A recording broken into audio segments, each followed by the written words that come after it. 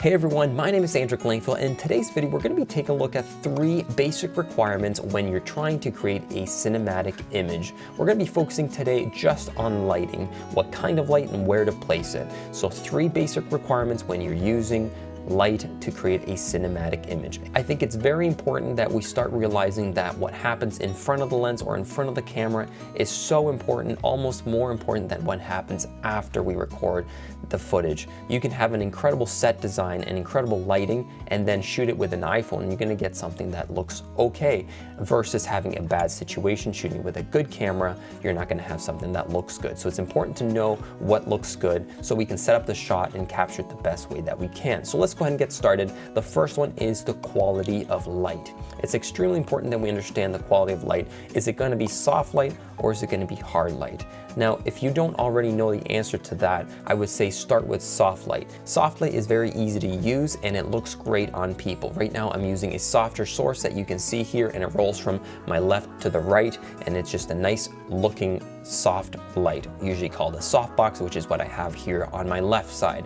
Now, you don't need to have lights to have soft light. You can use all sorts of things. When you go outside in the middle of the day and you have an overcast day, you know, it's been raining or you have an overcast and you don't really see the sun directly, that's soft light because it has a huge source. Remember, the bigger the source, the softer the light is. And I won't get into too much on how to create a soft light, but just remember, start with soft light and then you can start working more with hard light, as it is harder to make hard light look better. So things to do if you don't have a budget: go outside in overcast days. Those are easy to do, nice and soft light. Another one is window light. Window light is great. Make sure you place your subject closer to the window as it's a bigger source, softer light. And then one thing that you can do with soft light is then you can shape it. We can shape maybe an overcast day and add negative fill.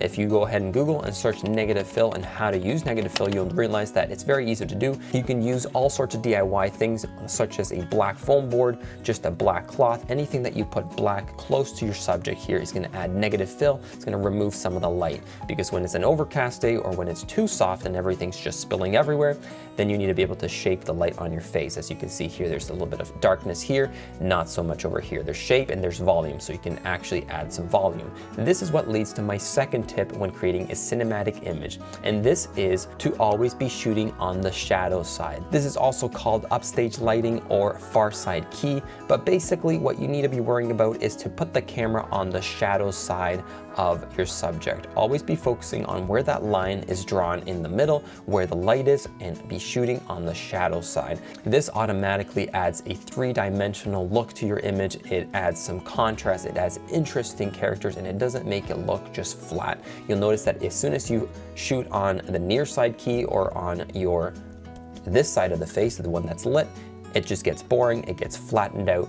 And go ahead and test it out yourself. It doesn't have to be just face. If you go outside when it's just high noon and you go to a building and you shoot the building when it's square on and it's just being lit by the sun, it looks boring, it looks flat. You just go to the other side of the building, you're gonna get shadow, then light, dark, then light, and dark, and then light, and it's just gonna look very interesting rather than just one solid luminance value. So make sure you're always shooting on the shadow side unless you need to be doing something else, such as beauty work, or you're intentionally trying to make something look flat. So that's tip number 2, always shoot into the shadows, not onto the highlights over here. And tip number 3, this is more of a general rule of thumb: make sure that your subject, being me right now, my face, is the brightest part of your image.